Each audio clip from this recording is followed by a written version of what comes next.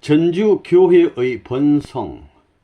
원리시험에 합격하고 간부로 성격된 나는 개척교회나 다름없는 전주교회의 일을 꾸며가기 시작했다. 교회라고 해야 젊은 식구 박헌희 씨의 집 2층이었다. 전주시 중앙동에 있었는데 우리 집과 아주 가까웠다. 통일교인들은 서로를 식구라고 부르는데 그때 전주교회의 중심 식구는 변예자 씨를 비롯해 강순길, 변완복, 이강칠, 박헌희 씨 부부, 박영숙 씨의 모친, 그리고 장로 부부 한 쌍이었다. 총 10명밖에 안 됩니다. 그 당시 서울교회를 중심으로 지방은 대구, 부산, 그리고 원주, 무주, 그리고 전주교회 5곳뿐이었다. 서울을 포함해서 6곳. 우리 교회는 전주 사회에서 명망 있는, 이름 있는 중년 부인들이 나왔기 때문에 정직한 부자 교회라고 소문이 자자했다. 소문난 교회.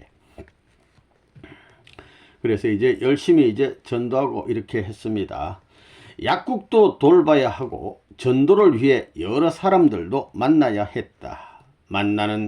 만나서는 통일 원리도 설명해 주어야 했다. 주일엔 예배 준비도 해야 했고 예배가 끝나고 먹을 음식도 준비해야 했다.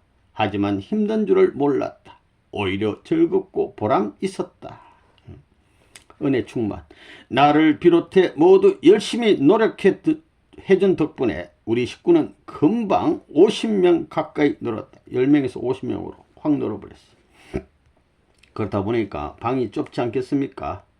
이렇다 보니까 이정옥 선생님 댁에서 예배를 보는 것은 어떨까요? 하고 한충화 선생님이 제안을 하게 됐습니다. 이제 예배 보는 것을 좀 옮기자 이런 얘기입니다. 난 기꺼이 우리 집을 교회 예배 장소로 내놓았고 이날부터 우리 집이 교회가 되었다. 전주 교회를 설립하는 데 결정적으로 공헌한 한충화 선생도 우리 집에서 숙식을 같이 하게 되었다. 이제 교회장님으로 모시면서 열심히 열심히 전도했습니다. 날마다 신도가 늘고 저마다 신앙도 깊어만 갔다. 날마다 형제 식구들이 초대교회처럼 계속 늘어가고 깊어갔다. 이런 말이 되겠습니다. 기적의 교회. 신도는 늘어나고 자꾸 이러니까 우리도 이제 제대로 된 교회의 모습을 갖춰야 하지 않겠어요? 모두들 교회의 신축의 필요성을 느끼고 있었다. 어느 한 가정집보다도 큰 교회를 하나 지으면 어떻겠냐. 이런 생각들이 되어진 것 같습니다. 이제 교회 지으려면 돈이 필요하지 않습니까? 나는 헌금 70만원과 솔선수범해야 되니까 2개의 다이아몬드를 전주교회에 드렸다. 처음으로 하나님께 드린 큰 선물이었다. 이렇게 딱 내놓고 이강칠 씨와 변완복 씨도 소중하게 모아두었던 헌금을 아낌없이 내놓았다. 자기 돈 가진 거 아깝지 않게 다 내놔. 동생 문헌이는 모친의 금비녀, 금으로 만든 뒤에 비녀, 금비녀와 반지까지 가져왔다. 우린 새 교회 틀을 찾아다니기 시작했다. 땅 사가지고 교회 지으려고. 마당 넓고 조용한 곳이 필요했다. 찬송가 힘차게 불러야 되니까. 그러나 며칠을 찾아 헤매도 적당한 집은 나와주지 않았다. 우리가 가진 돈으로는 너무 부족했다. 적은 돈 가지고 좋은 땅 집 지으려니까 힘든 겁니다. 그런데 그때 변예자 씨가 너무도 놀란 말을 꺼냈다.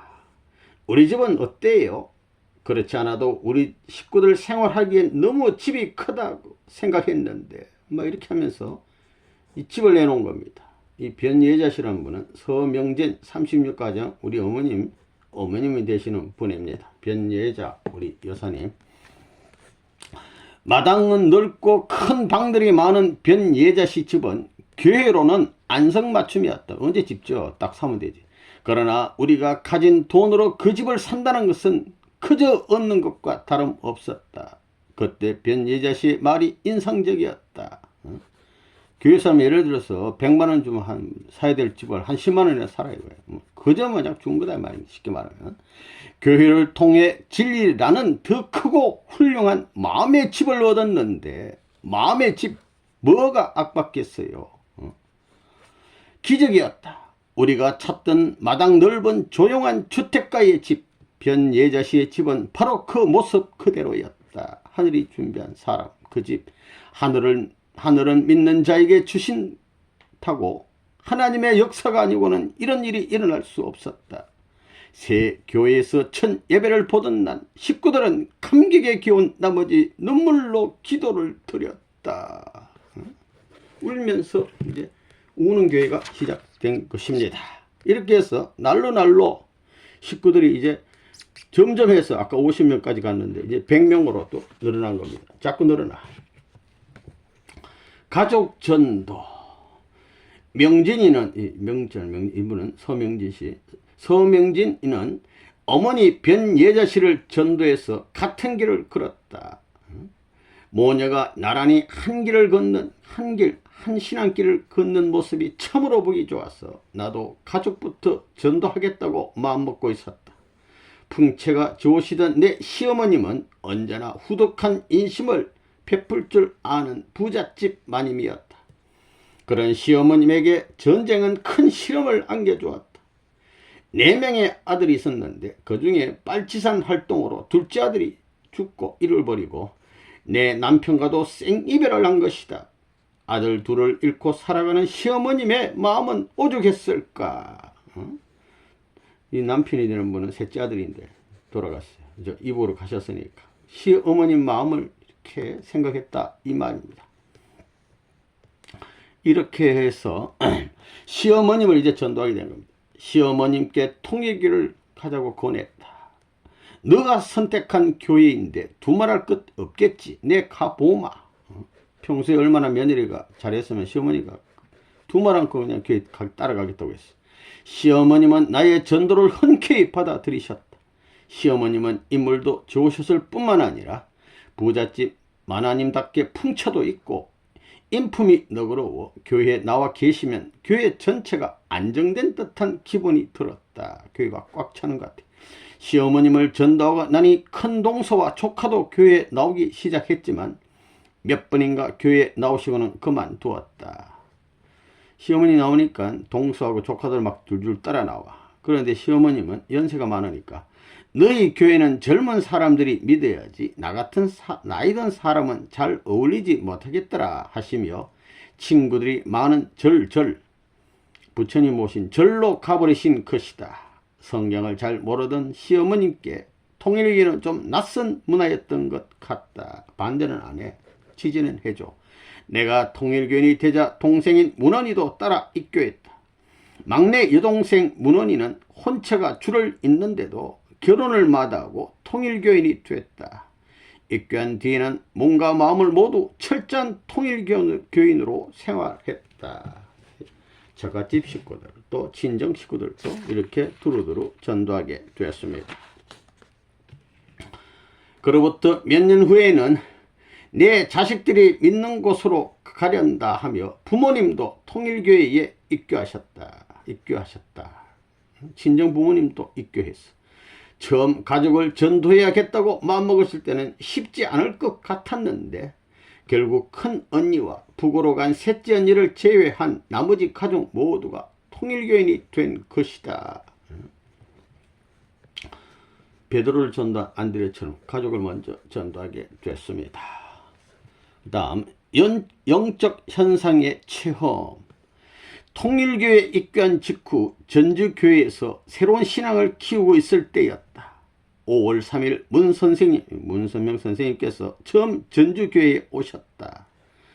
문 선생님은 전주에 도착하시자마자 송도욱 장로님을 대동하시고 전주교회 청년들과 완상칠봉에 올라가셨다. 완상칠봉은 후백제의 왕이었던 견훤이 1000여 년 전 궁을 세웠던 곳으로 전주 시내가 한눈에 들어오는 곳이다. 그런데 얼마 후 까막동이라는 무당이 이 일을 정확히 마치는 것이 아닌가. 옥강상제님이, 우리 아버님을 옥강상제님이 5월 3일에 전주에 오셔서 전주에 쓸만한 인물이 있는가 돌아보셨을 거요 하면서 딱 이렇게 맞췄단 말입니다. 문 선생님이 처음 전주에 오셔서 전주교회 식구들과 함께 예배 보고 있을 때였다. 문 선생님은 큰 소리로 기도에 열중하셨는데 그때 나는 뭔가 모를 환상 같은 것을 체험했다. 기분 좋은 환상들이 연이어 나타났고 사라질만 하면 또 다른 환상으로 이어졌다. 긴 산 능성이 웅장하게 필름처럼 이어졌는데 기도를 마치고 나니 따뜻한 담요를 듣고 있는 것처럼 몸이 훈훈했다. 그런데 기도가 끝난 후 문 선생님이 환충아 선생한테 물으셨다고 한다. 정옥 씨가 기도 중 무엇인가를 받았다고 하지 않던가? 아마도 문 선생님은 서툴게 신앙을 키워가기 시작한 나에게 기도를 통해 격려를 보내셨고 그것이 영적 현상을 통해 나에게 전달된 것 같았다. 우리 아버님 이런 능력을 갖고 계신 아버님에게 신병 경험은 그 후에도 계속됐다. 어느 날인가는 생선 요리를 먹고 난 뒤 갑자기 배가 아프기 시작했다. 허리조차 펼 수가 없어 고통스러워하고 있는데 사람들이 약국으로 달려가 급체에 먹는 약을 가져왔다. 그러나 약을 먹었는데도 배는 더욱 아파왔다. 그때 때마침 강경렬 서울교회 속장님이 와 계셨다. 그분은 고통스러워하는 나를 보고 잠시 누워보라고 했다. 난 누울 수조차 없어서 얼마나 배가 아픈지 막 꼬부리고 배도 잘 못 펴. 새우처럼 몸을 웅크리는데 기도 소리가 들렸다. 강 속장님께서는 배 위에 손을 얹으시고는 간절하게 기도해 주셨다. 당신의 어린 양이 아픔으로 고통받고 있습니다 하면서 이제 기도를 하는데 그런데 기도가 시작되자마자 신기하게 아픔이 사라져 버렸다. 또 다시 아프겠지, 잠시 안 아프다가 아프겠지 그렇게 생각했는데 완전히 나아버렸다. 서울 본부교회에서는 또 영적 체험이 여러 가지가 있는데 서울 본부교회에서는 2층에서 일어나는 일을 1층에서 정확히 마친 적이 있다. 기도 중에 2층에서 일어나던 일이 마치 영화처럼 그대로 보였는데 나중에 물어보니 정확하게 들어맞았다. 2층에서 일어난 일이 1층에서 있는데 다 보여 영적으로. 이런 체험을 식구들이 하지 않습니까?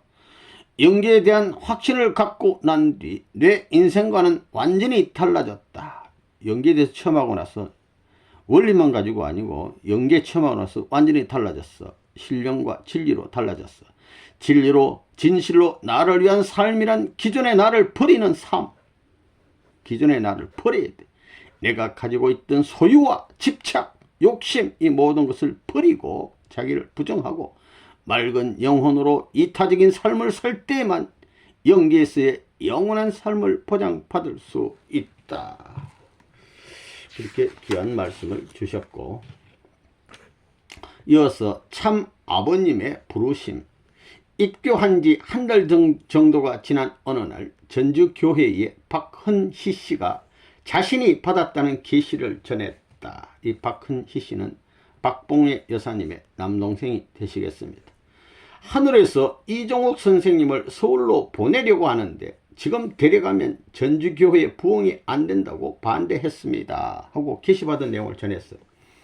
하지만 계시에 대해 잘 알지 못했던 나는 터무니없는 말이라 생각하고 그냥 넘겼는데 1956년 12월에 이것이 실현화되고 말았다.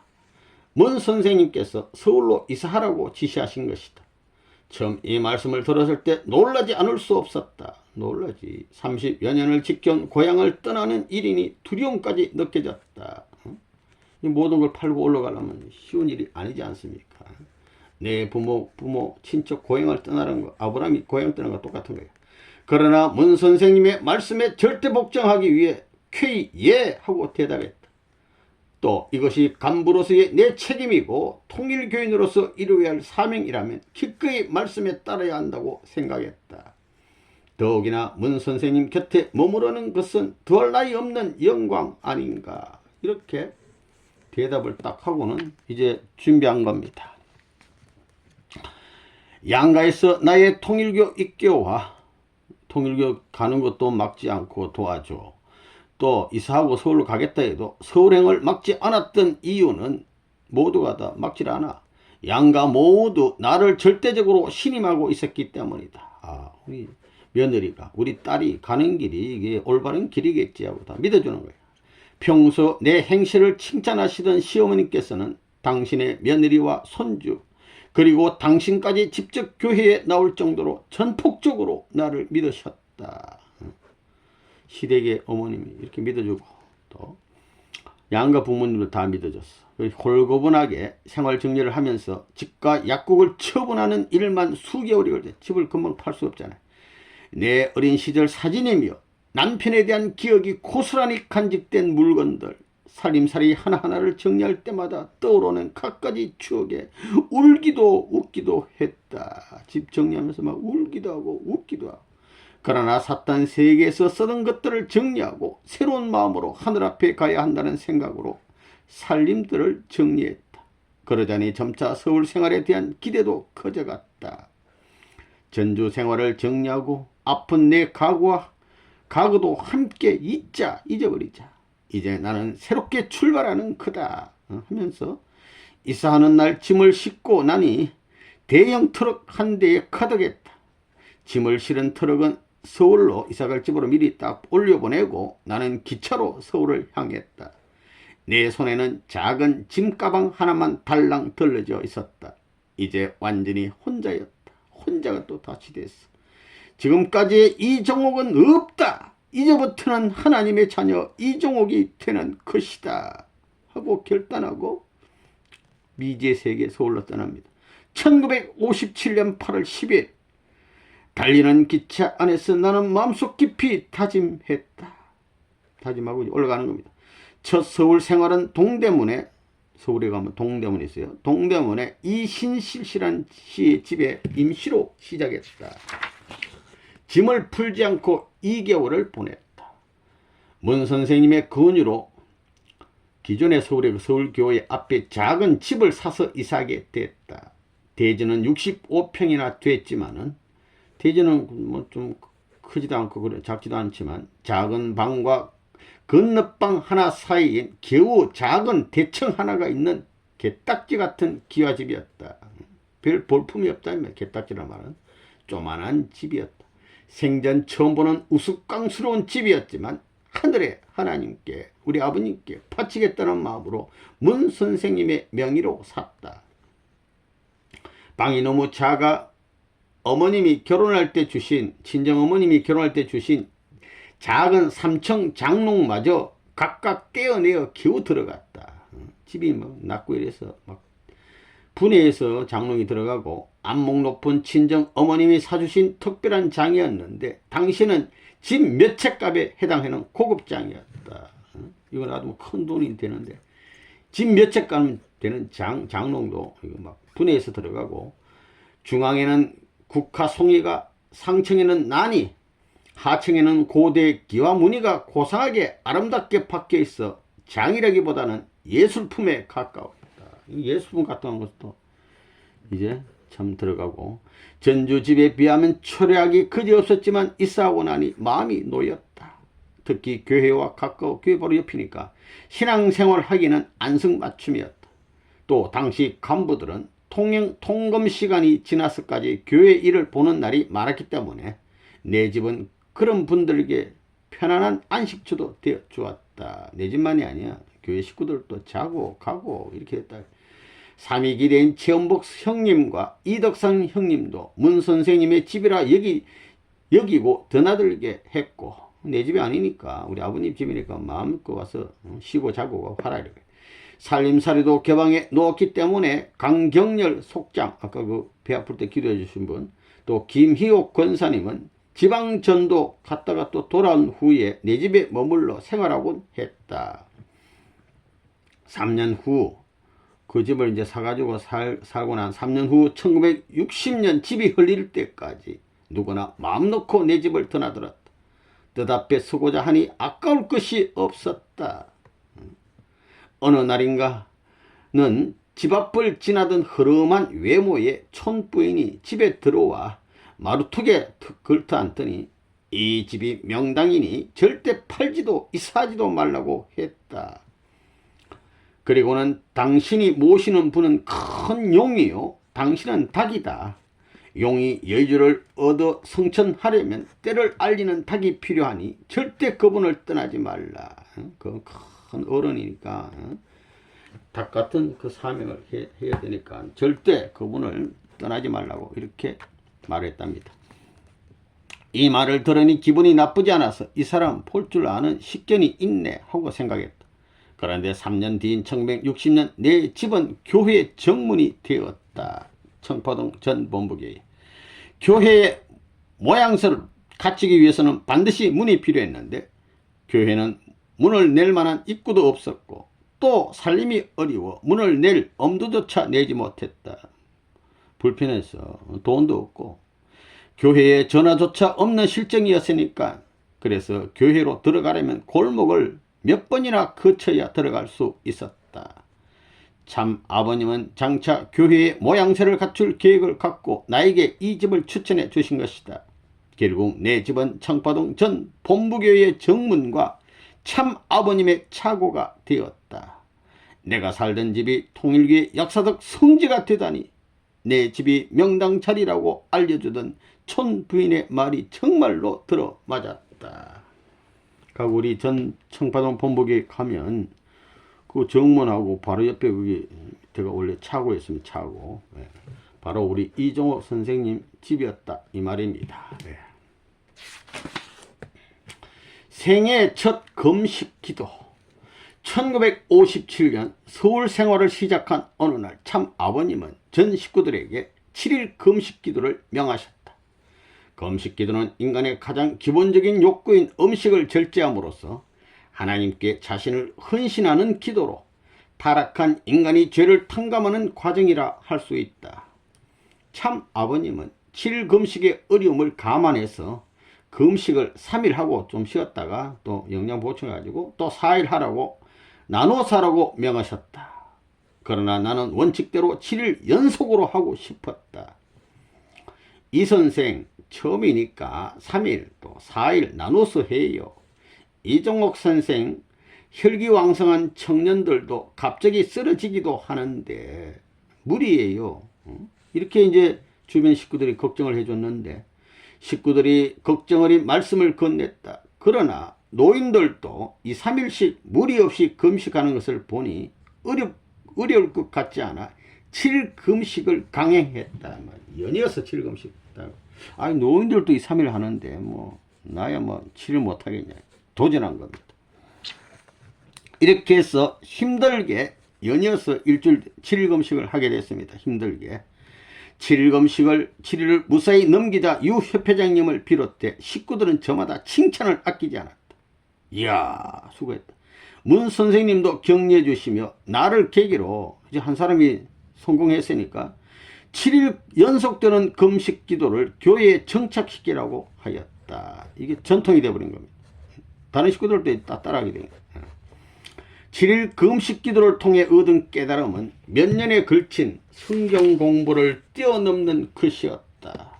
때로는 금식 기도가 이렇게 많은 은혜를 주는 것입니다. 거의 신앙의 기로에서 망설이는 사람, 하나님을 모셨을 때 생활에서 실천하지 못하는 사람들에게 난 금식 기도를 권해왔다.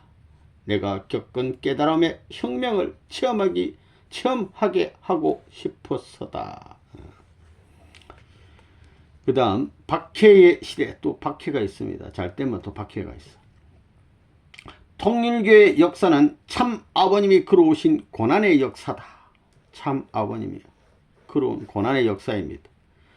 그분은 아버님은 인류 구원의 계시를 받고 암흑의 지구상에서 한 줄기 빛으로 오셨다. 빛, 하나님의 빛으로 오신 분, 말씀의 빛으로 오신 분, 진리의 빛으로 오신 분, 생명의 빛으로 오신 분, 사랑의 빛으로 오신 분입니다. 우리 아버님은 참 아버님은 여러부터 수많은 애국자들을 배출했던 평안북도 정주의 독실한 기독교 집안에서 1920년 1월 6일 탄생하셨다. 그리고 16세 되던 1935년 4월 17일 부활절 날에 예수님으로부터 인류 구원의 계시를 받았다. 이 재림 주님으로 오셔가지고 이제 예수님으로부터 이제 그만큼 크셨으니까 사명 인계 받는 겁니다. 내가 완성하지 못한 인류 구원 섭리를 완성해 달라 주시오 하고, 그때 이 계시를 받고 덥석 아버님의 사명을 하겠다 한 것이 아닙니다.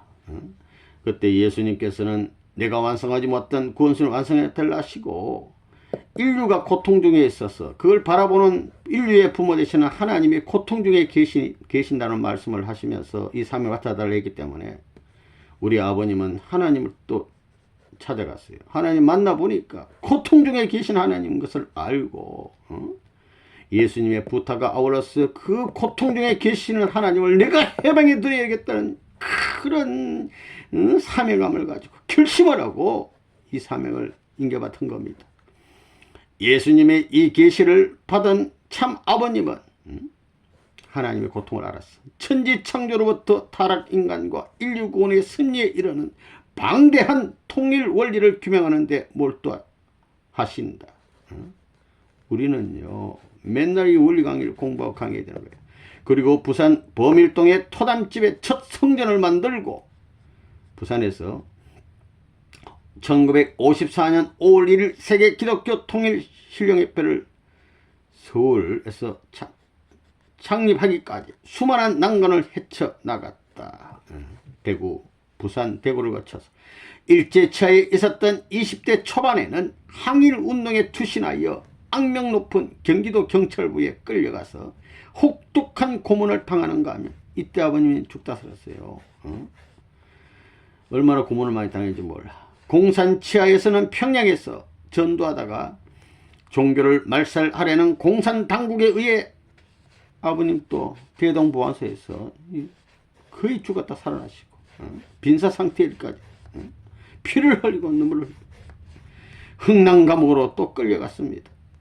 세 번째 옥중인 이때 생사의 고비를 넘긴 적이 한두 번이 아니었으며 수십 번 수백 번 죽었다 살아나시고 6.25 전쟁 도중 미군의 폭격으로 감옥에서 가까이 탈출했다. 50년 10월 14일 대구 교회를 세울 때는 연행하려는 경찰 때문에 이 경찰들과 수수료 잡아가 한 달에 12번 이상 13번 막 이사는 등 참 아버님의 젊은 시절은 고난 채울의 연속이었으나 하나님을 중심으로 하나님 회방에도 결심한 것 초지일관 세우신 뜻을 포기하지 않고 인간에 대한 참사랑을 온몸으로 보여주셨다. 우리 아버님은 참사랑의 화신이여 도성 인생하신 분.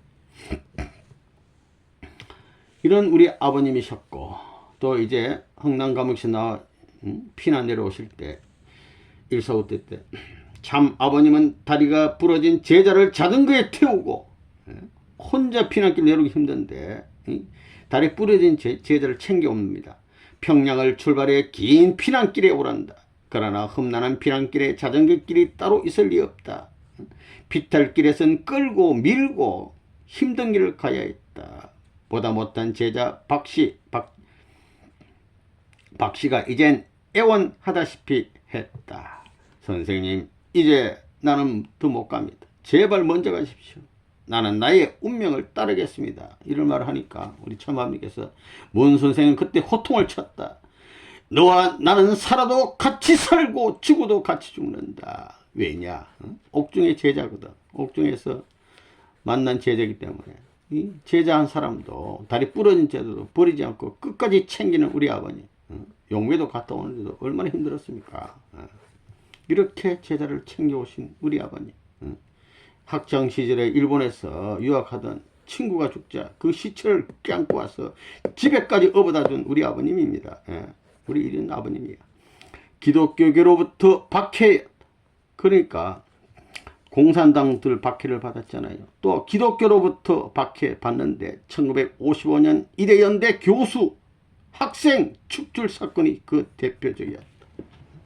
공산당뿐만 아니라 기독교로부터 또 박해를 받고 결국 김환란 이 사람이 이화여대 총장인데요. 통일교를 강압적으로 무력화시킬 계획을 짜고 당시 부총장이었던 박마리아 씨에게 구조 요청을 했다. 박마리아 씨의 남편 이기봉 씨에게 달려가고 마침내 국회의장인 이기붕 씨는 문교부와 사법부, 법무부들을 동원해서 통일교를 말살시키려 했다. 요새 말하면 막 검찰을 동원해서 못된 짓을. 이로써 이와 여대에서는 1955년 3월 24일자로 김영훈 교수를 비롯해 총무처장이자 신학대 교수인 박상래, 물리대 영문과 조교수 한충화, 물리대 영문과 부교수 최원복 씨 등이 퇴직당하기에 이르렀다. 그리고 얼마 후인 5월 11일 이화 여대 학생 14명도 다음과 같은 통보를 받고 퇴학당했다. 일방적으로 막 퇴학시켜. 본 학생들은 본교인 이화 여대에서 통일교의 부당성을 인정하고 돌아오도록 권고하였으나 그 본의를 받아들이지 않고 계속 역행하여 학교 방침을 따르지 않으므로 부득이 학교에서 제적 처분하였기에 통보합니다 하고 단기 또 몇 년 이렇게 해서 5월 11일 이화여대학교 총장 김한란 이렇게 해서 일방적으로 통보한 것입니다. 교수와 학생들 모두 학교의 처사에 항의했지만 결국 학교는 극단적인 방법으로 사건을 종료해 버렸다. 연대에서도 같은 일이 일어났다. 이때 언론은 이 대학 처치의 부당성을 지적했다. 처음에는 막 그 잘못이라고 막 지적해요. 사교를 믿는 교도의 낙인을 찍어 학생을 추방하면 교육이 아니고 실로 폭이라고. 폭거야 이거는. 단언하지 않을 수 없다. 종교적 이유로 제적한다는 것은 피도 눈물도 없는 가혹한 처사다 하면서 1950년 5월 25일자 한국일보 기타 신문에서도 처음에는 이렇게 했는데 나중에는 다들 돌아서고 말았습니다. 또 박해가 많이 있었어요. 기독교뿐만 아니고 경찰서에서도. 1958년 5월 어느 날 오후였다. 청파동교회 식구들은 모두 외출하고 부인들만 남아있었다. 그때 식구 한 분이 황급히 나를 찾았다. 경찰이 왔어요. 두 사람인데 뭔 선생을 찾아요. 이때는 아직 아버님 성원전이라 아버님 선생님이에요. 참 아버님이 2층 방에 계실 때였다. 어떻게든 피난시켜 드려야 했지만 가슴이 두근거리고 다리가 떨려서 몸을 가눌 수가 없었다. 이랬잖아. 그러나 침착해야 했다. 나는 황급히 경찰들이 어디 있는지를 물었다. 문 앞에서 기다리고 있어요. 아버님 딱 나오시면 붙잡으려고. 앞이 캄캄했다. 문 앞에서 기다리고 있다니 유일한 출구를 경찰이 막고 있는 것이 아닌가. 그런데 때마침 우리 권사님 김민주 씨가 나타났다. 순간 경찰을 따돌리 묘안이 떠올랐다. 다른 식구들에게 경찰을 교회 뒤쪽 2층 계단이 안 보이는 곳으로 유인하라고 하세요. 그리고 그 사이에 인주 씨는 참 아버님을 우리 집으로 모시고 오세요. 그때 내 집은 교회와 담없이 부엌으로 통해 있었다. 인주 씨는 침착하게 그 일을 해냈다. 참 아버님은 내 집을 거쳐 학생들이 머무는 학서로 피신하셨다.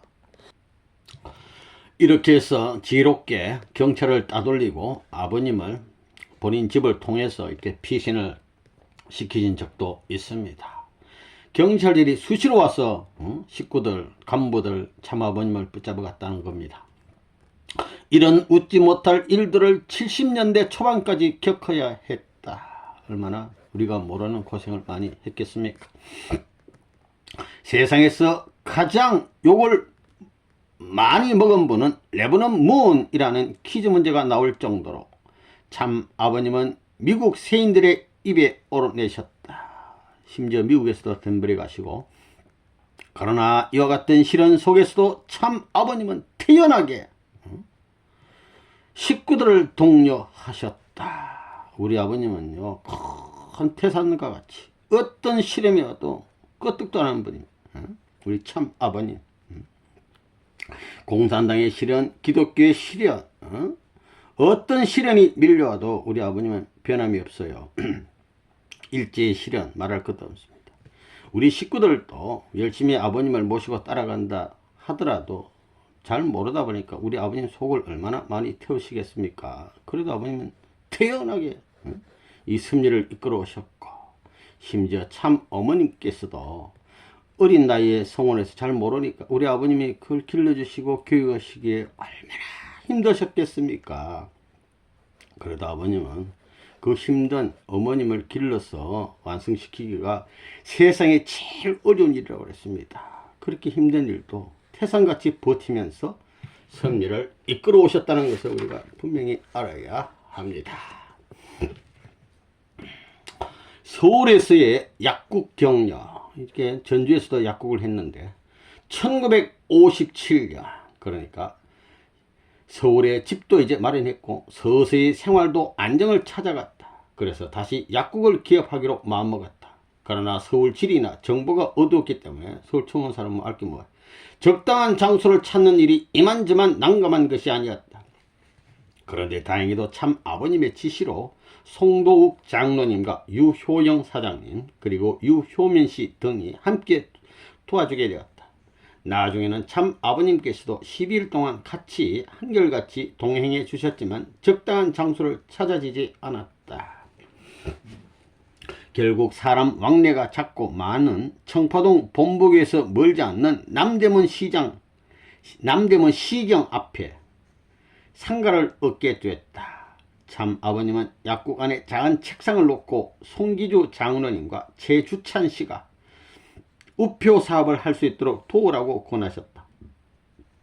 서울 한복판에 여자 혼자 약국을 지키다 무슨 병고라도 생기지 않을까 염려하셨던 모양이다. 그렇잖아요. 혼자 있는 여자분 지키기 위해서 아버님이 이렇게 신경을 써주시고, 송기주 장로님은 부산 피난 시절부터 문 선생님을 모셔왔던 분으로 신앙심과 성실성 모두 보정수표와 같은 분이었기 때문에 마음 든든했다.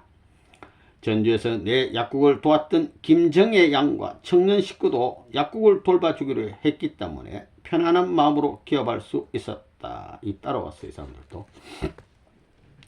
일화 약국이 어딘가, 이제 약국 했으면 이름을 지어야 되니까. 참 아버님은 모든 것이 하나로 화합을 이룬다는 일화제약처럼 일화라는 이름을 권하셨다. 그러나 내겐 썩 좋은 의감으로 다가오지 않았다.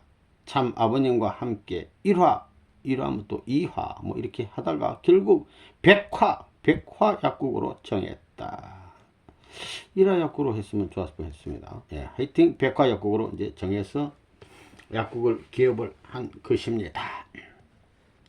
했는데 너무너무 고생을 많이 했고 또 돈 가지고 남대문 시장에서 하다 보니까 그 약국도 좁아. 그러다 보니까 여러 가지 참 노력은 많이 했으나 어려움을 있어가지고 또 옮깁니다.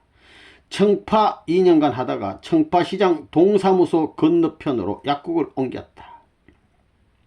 주택가였기 때문에 조용하고 안 하겠다. 또 시장과 가까워 이웃들과 오가는 정을 나눌 수도 있었다. 그래서 청파동 동사무소 건너편으로 약국을 옮겼습니다. 교회와 집 그리고 약국 이 세 곳을 오가는 것이 이때 내 생활의 전부였다. 약국 보면서 교회 갔다가 또 약국 보면 집. 신앙생활을 하는데도 경제생활을 유지하는 것도 사람 냄새를 물씬 맡아보는 것도 모두 문제없었다. 아마 그때가 내 일생에 가장 조용하고 안정적인 시기인 것 같았다. 잠시 편안한 생활, 안정된 생활이 있었습니다. 그 다음 3위 기대. 하나님, 낯선 서울에 가서 진정으로 마음을 주고받을 수 있는 친구 2사람만 저에게 주십시오.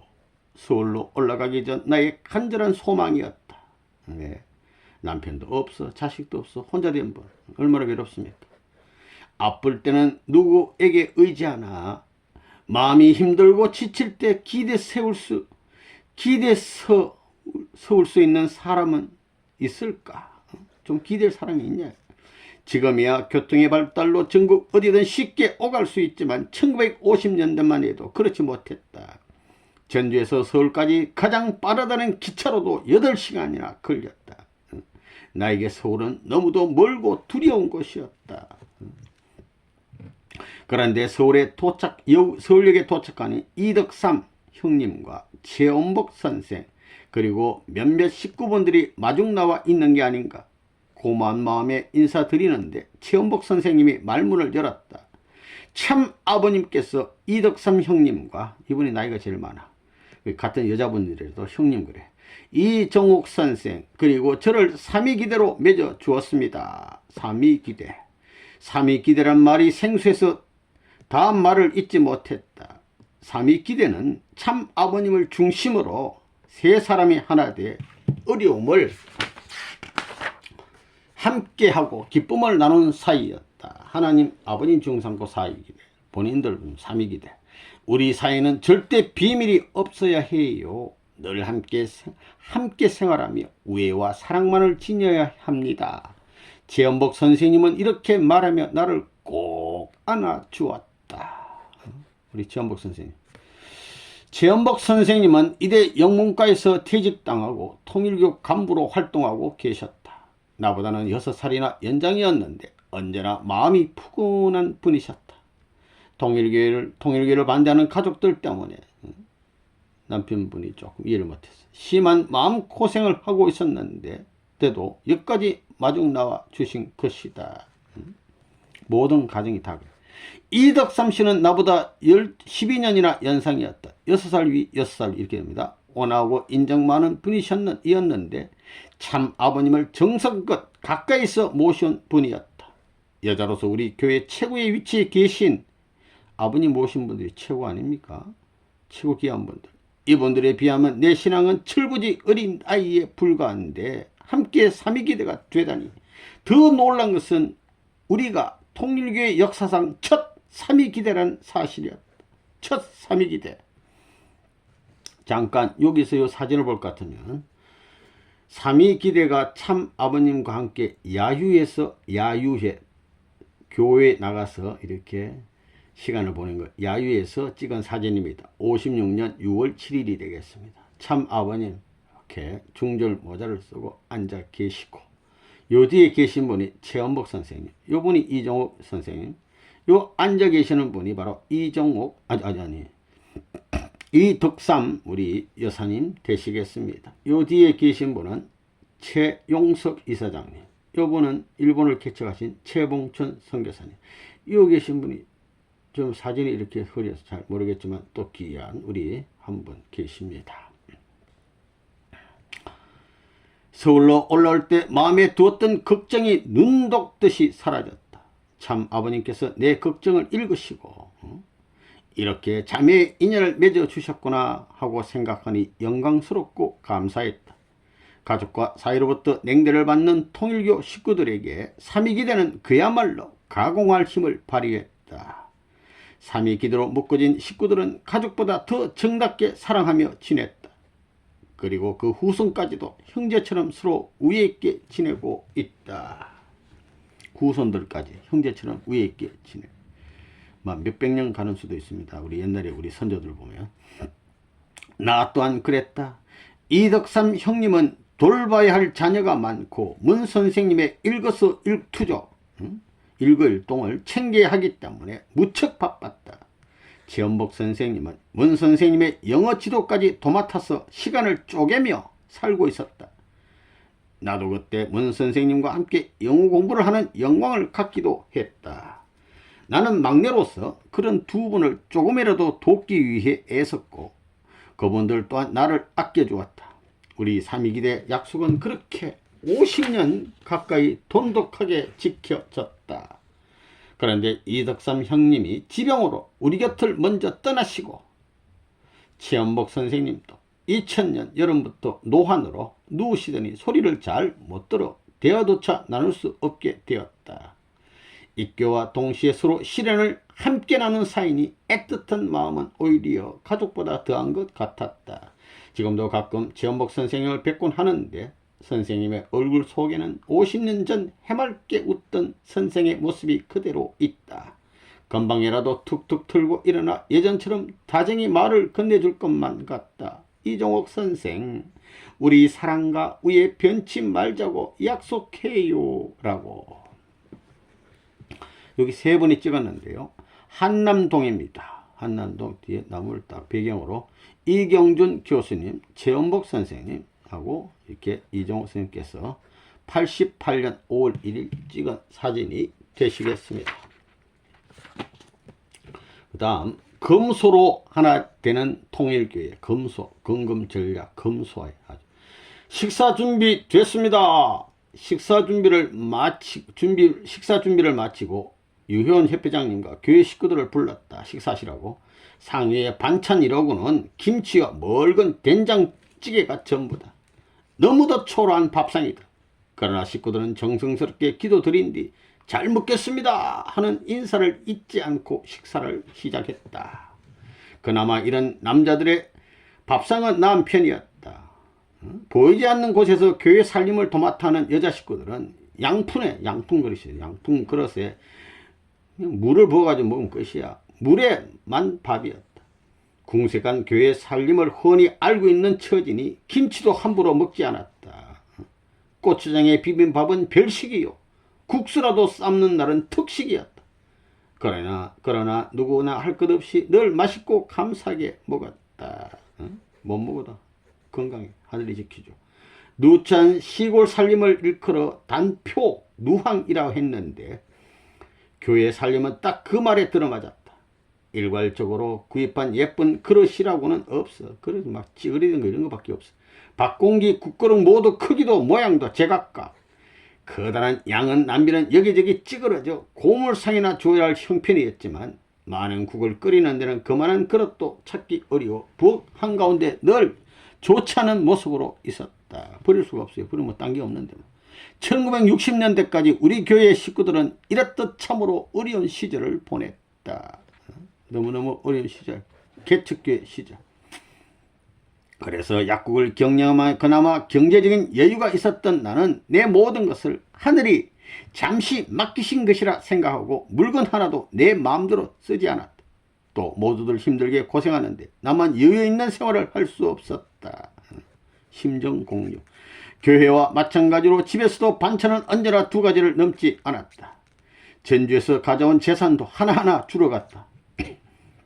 가구며 그릇이며 남편과의 추억이 담긴 소중한 물건들이었지만 내 인생을 하늘에 바치기로 결심한 이상 필요가 없었다. 그래서 교회 살림에 보태기도 하고 색깔 고운 비단 옷은 안 식구들에게 나눠주었다. 내가 덜 쓰고 덜 먹고 덜 써야 남을 도울 수 있다. 실컷 쓰고 남는 것으로는 도울 것이 없다라는 어린 시절 어머니의 말씀은 이때 생생하게 교훈이 되었다. 성녀 같은 우리 훌륭한 어머니. 내가 덜 먹고 덜 써야 남 도울 수 있지. 실컷 먹고 남는 거 주면 받고도 기분이 좀 안 좋잖아. 그렇단 말입니다. 전주시 중앙동의 큰 기와집에 살던 내가 방 2칸짜리 개딱지, 아주 형편없다 이런 뜻입니다. 이런 표현을 써요. 개딱지. 우리 더 나쁘게 하면 코딱지라고 쓰는데 개딱지같이 흐름한 집에서 산다는 것만으로도 큰 변화였다. 외모는 언제나 수수했고 늘 금약하는 생활을 했다. 옷도 떨어져도 깨끗이 빨아입은데 기어갖고 전주 부유층들과 어울리며 좋은 옷에 맛있는 음식으로 살던 시절과는 너무도 대조적이었다. 그러나 옛 생활을 그리워해 본 적은 단 한 번도 없었다. 내 양심의 뜻에 따라 생활하니 잡념이 사라져 마음은 언제나 고요했다. 마음은 평화. 입교전 어울리던 친구와 동창들은 내가 통일교에 들어가 망하게 됐다는 소문이 돌았지만 이야, 쟤 통일교 가더니 망했네. 그런 소리가 막 들려. 하나님을 비롯해 참 아버님 그리고 교회 식구들과 함께 소망이 넘쳤기 때문에 세상 부러울 것이 없었다. 할렐루야. 은혜의 생활. 그러나 예기치 않는 시련이 오게 됐습니다. 좋은 일에는 애기 따른다는 호사다마라는 옛말을 절실하게 실감한 일이 있다. 1956년 입교하던 해의 일이다. 입교한 그 해에 이종옥 선생 다음 부활절 주일에 저와 같이 서울 본부교회에 가시지 않을래요? 한총화 선생의 제안이었다.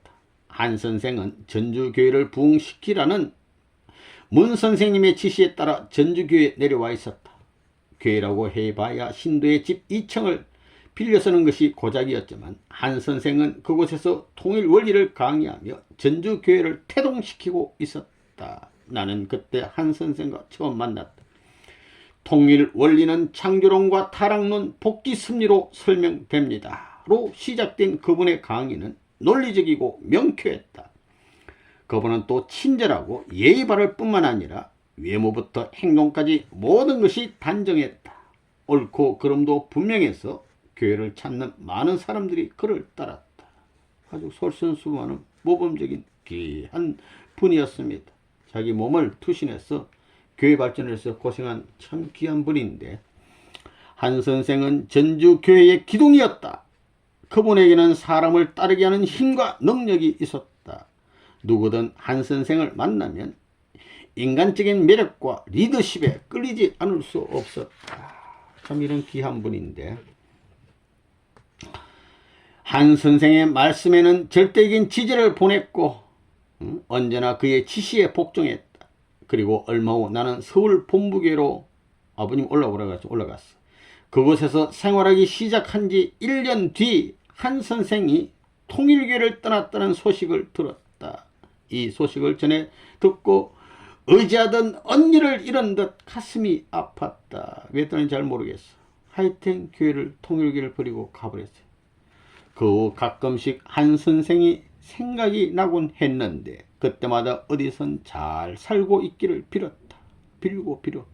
그런데 1960년쯤 중반쯤인가 한 선생이 영계에 갔다는 소식을 들었다. 천국으로 가길 간절히 빌며. 제발 천국으로 갔으면 통일교회 떠났어도. 공은 고, 과는 과 아닙니까? 귀한 천국에 갔으면. 한 선생과의 일을 계기로 나 자신도 반성할 기회를 갖게 됐다. 빛이 있으면 그 뒤에 그늘이 생기듯 즐거운 일 뒤에는 가려지는 아픔이 있다는 사실을 깨달았다. 그리고 좋은 일 앞에선 더욱 나를 되돌아보며 겸손하기 위해 애쓴다. 이런 또 일이 있었습니다. 원리 말씀의 위대함. 신학 박사들도 성경을 제대로 알기 어렵다는데 나는 참 아버님의 원리 말씀과 원리 시험으로 창세기부터 묵시록까지 그 내용을 훤하게 알게 되었다. 또 중요한 성경 구절은 줄줄 외우기도 한다. 한 번은 전도를 목적으로 한 800명의 신도를 거느리고 있는 한 교회에 매일 새벽 기도를 나간 적이 있다. 그런데 목사님이 나를 만나자고 청해왔다.